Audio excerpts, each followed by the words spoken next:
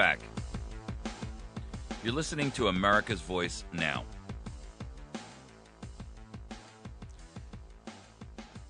You know, there's a couple of different ways, by the way, that you can get this program and share it with your friends. I'm going to update you real quick on it. There's 2 telephone numbers that you can dial into at any given time you want, and you can listen to the show live.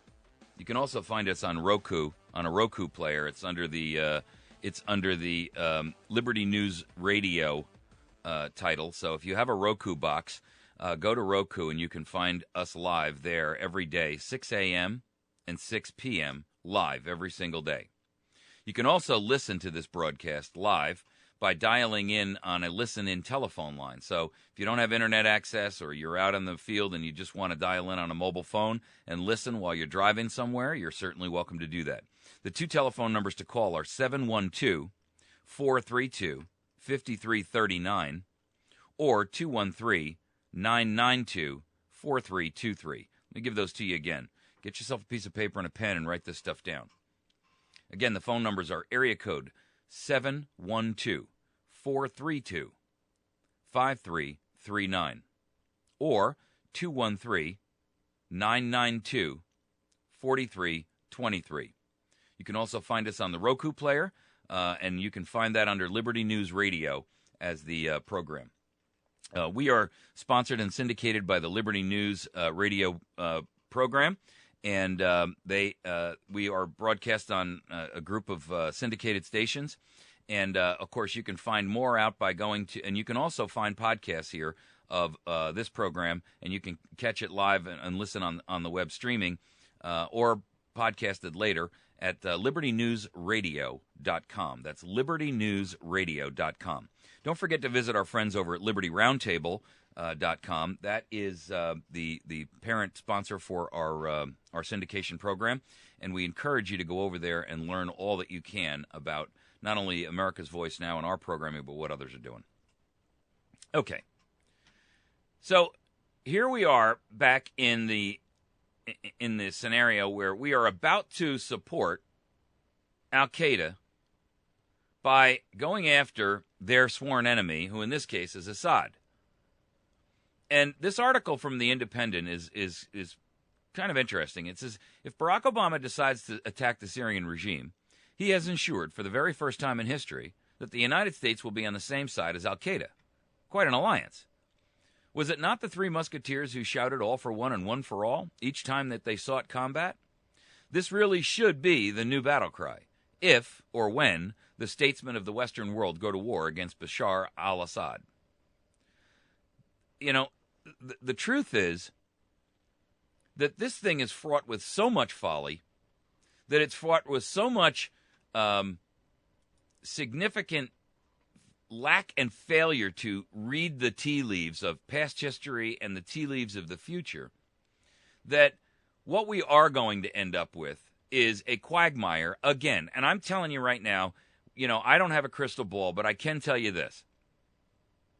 These Keystone Kops that are currently in charge of this administration and their senior executive military leadership, who has been decimated from the ranks because there have been a lot of them who have stood up and said, under the demand that they sign a pledge that they would fire on Americans if asked or ordered to, and they've refused, and therefore immediately eliminated from the military. That these guys are, you know, operating so far outside the scope of their own experience, knowledge, and wisdom, and they refuse to acknowledge and heed the lessons of past history, that this thing cannot help but to be another flippant but stupid affair that will ultimately lead this nation into another quagmire that will engender brand new assaults and attacks, both domestically and foreign, on our embassies, on our installations, on our military bases, perhaps even domestic attacks. And it's more than likely to cause significant pressure and even more attacks against Israel. Because Iran is already saying, if you attack Syria, we attack Israel. Russia is saying, if you attack Syria, you attack us. Hey, guys, are you listening there? we are looking at a major pushback from, one, a major nuclear weapons holder, and two, a would-be nuclear weapons holder that, if it ever comes down to it, don't think for a moment that Russia could not immediately outfit Iran. If it ever came to a blows-to-blows situation between the United States and Russia, all pretense of Russia's non-involvement in Iran and their nuclear ambitions would evaporate like smoke. Let's understand what we're talking about here. The only reason they're not overtly involved in Iran's race to obtain nuclear weapons is because there's a world watching and there's pressure on them.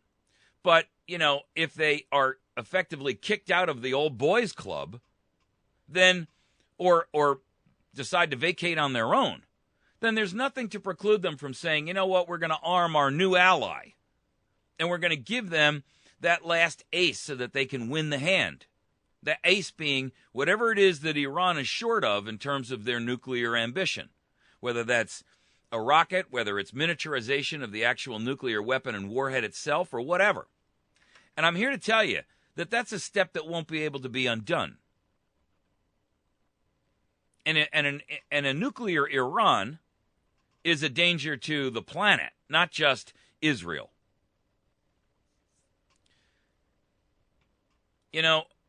We've been down this road before. And this idiocy of sitting here and trying to do this coercive diplomacy nonsense is going to backfire just like it did in Serbia, just like it did in Kosovo. They expected that they were going to get a predicted response from Milosevic. What they got was the unpredictable from him. Instead of accepting their, nudge, and we're going to talk about that in our fourth segment with Cass Sunstein, of engineering, they completely opted to go the other way, and they rapidly escalated their attacks in the war. And so what it did is it took all of their carefully planned, and I mean the NATO allies, carefully planned bombing campaign and the calibration that they had, worked into this thing, and it threw it all out. It was like suddenly a professor of math walking in and saying, well, you got this long string of calculations here on your chalkboard, but, in the second step, you've entered an incorrect numerator. And therefore, the end result of this entire calculation is going to be wrong. And it cannot help but be wrong. You cannot fix that mistake irrespective of how many additional steps come after it. You have to go back and correct the mistake in the second step before the 32nd step, which leads to the final sum, is correct. How do they not see that? Or are they so blinded by ambition and ego and an attempt to preserve face in the world view that they're unwilling to look at the fault within themselves? And the fault within themselves is not only in the fact that they've got arrogance and hubris, but more importantly, they don't have the skill set for this. This is not their skill set. Their skill set is directing and their own internal population and forcing a Marxist new mentality and a new mantra. Their process is, and their skill set is best applied at destroying a nation from within. But these guys don't have the foggiest clue how to destroy a nation from without.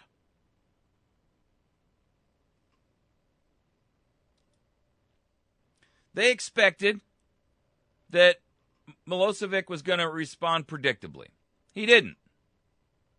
So essentially what did happen is the number of targets expanded greatly because, oh my goodness, he didn't do what we thought he was going to do. So I guess we're going to have to expand this, and we're going to have to add in new airports and new weapons and new material and et cetera, et cetera, et cetera. And predictably, anyone who is outside of the sycophantic circle of yes men in this administration would recognize that that's what's going to happen with Assad. One, his back is not to a corner, and his back is not to a corner because he's got Iran and he's got Russia backing him up, and China for that matter.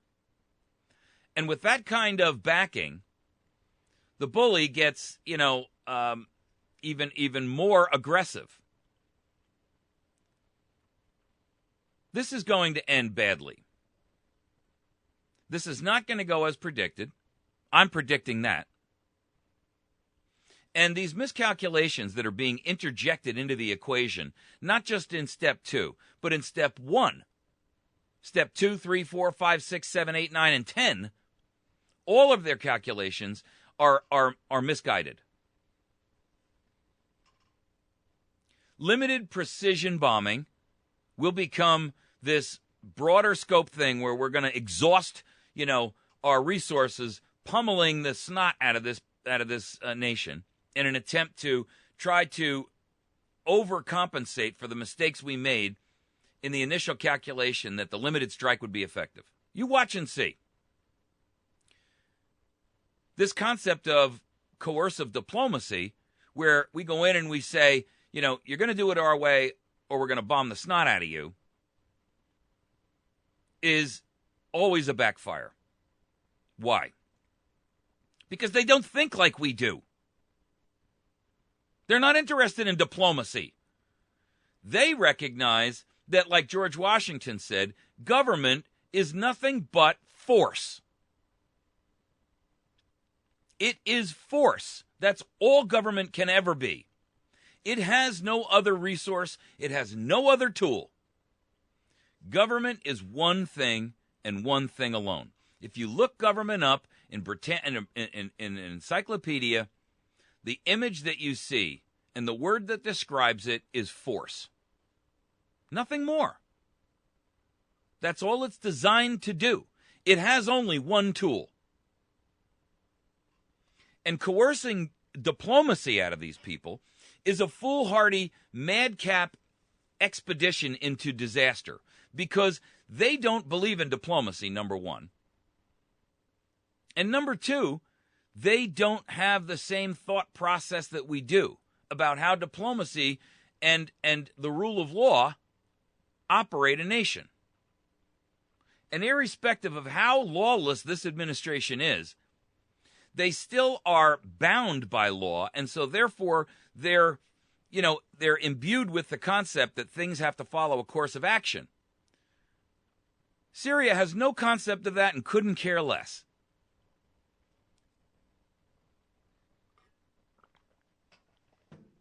What they're going to do is go in here and have their happy little 3-day dance. I'm reminded of a poster I saw that was a jet fighter dropping massive amounts of armament. And as this fighter is dropping all of these bombs, the caption underneath it at the bottom says, "We're going to free the blink out of you." We're going to free the blank out of you. And you know what? That is the mentality that these knuckleheads are going in there with. Whether you like it or not, we're going to do this precision bombing. We're going to assume that we're taking out these high-value targets, which will be, more often than not, their Air Force and their command and control sections and so forth and so on. But the truth is, first of all, Syria's got to have been anticipating that this was going to happen. Secondly, they've had ample time to move the chemical weapons and hide them. Third, they've had ample time to leave up a facade of a command and control system and or leave token material out there so it can look as if they got it all. And this whole thing reminds me of, the same experiment we're doing in education, the same experiment we're doing in psychology and psychiatry. This is all just, floundering fish seeking some new way to look at something. And, there's an old adage out there that still holds true. There's nothing new under the sun. But rather than recognize the obvious and understand it and acknowledge it and work within the framework of the laws of physics, right? These guys are going to go out there and try to reinvent the wheel and pretend that there is something new under the sun. Hey, look, you don't have to be, you don't even have to be have gone to the war college to recognize that, on the first bomb, all your best laid plans go right out the window.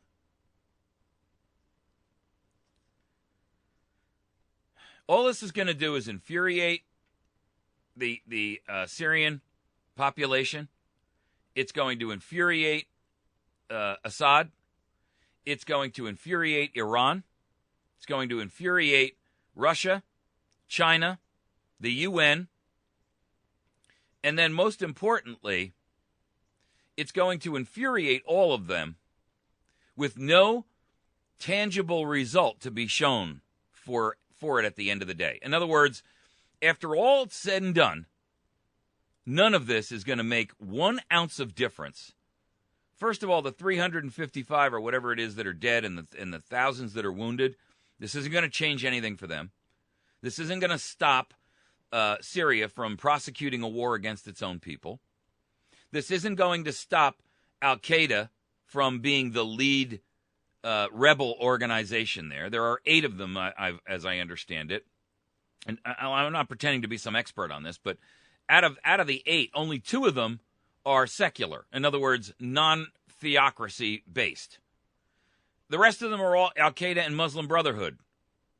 So what are the odds statistically that even if Assad were to get booted out of there, which is, of course, the federal government's claims that that's not their goal. This isn't a regime change issue. Well, why else would you go to war other than regime change? I mean, explain that to me. You go to war and you're going to, you gird yourself for war. You prepare, you put on the armor. You race over there as if you're going to attack in force. And then you walk up and you tweak his nose. I mean, come on. What do you expect him or any enemy to do? This is a fool's game, and I'm telling you right now, you're going to see it play out in real time over the course of the next couple of months. I posted a thing up on our Facebook page yesterday that was a little image, and it's kind of telling. There's a woman standing there talking to this little boy in Africa, and I've seen this applied to different or other issues before, but this one makes particular sense. And this little boy is standing there, and he's looking up at this woman with absolute incredulous doubt in his face. I mean, his expression is priceless. And it says, here's the caption. So you're telling me your government is going to bomb Syria because Syria bombed Syria? Enough said. You see, this could very well be the opening salvo in another global war that really could decimate and destroy what is already a very fragile situation. And I got to tell you, I'm not happy about the fact that we are, pushing and prosecuting this thing in the way we are. I think this is a mistake. I don't think we have enough information to make informed decisions. I think we are operating on foolhardy assumptions, false realities.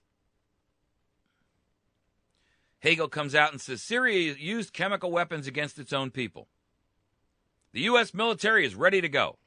I heard I saw a vignette the other day of all of these administrative people standing there and, banging the gavel and slamming their hand on the podium. This is a horrific attack. This is moral indignation, should be outraged, blah, blah, blah, blah, blah. you know what? They're out there and they're trying to do this false pump to get the American people behind it. And right now, the numbers are staggeringly opposed. 91% of America thinks this is a bad idea. But let's not let the people who own the government have any impact on our decision making here. Let's just go ahead, damn the torpedoes, full steam ahead. Really? We don't want to actually get the facts before we start killing people? We don't want to get the facts before we start causing massive collateral damage in a city of people who are, for all intents and purposes, trapped rats? Makes no sense to me. Shouldn't make sense to you. And on top of that, they're not going to get, they're not going to get UN or NATO to back this thing. So, this is a mistake. When you're talking about the UN Security Council refusing to sign off on this, and I'm not saying we should ever have to get the UN to approve anything that the United States does. We're a sovereign nation. We don't need UN approval for a darn thing. But what we do need is we need to not have the world look at us like a tyrannizing bully. And that essentially, ladies and gentlemen, is the position and the visage which everyone on the planet has of us right now. With limited exception. France and England. That's relatively limited. I mean, and honestly, they're not honest brokers because they got skin in this game. They're talking about involving Saudi Arabia. Well, Saudi Arabia's got its own fight with Syria. So accepting Saudi Arabia's moral indignation or assistance or input or any help from them whatsoever is more of this, petrodollar nonsensical garbage we've been promoting for the last 40 or 50 years. This is a mistake of gargantuan proportions.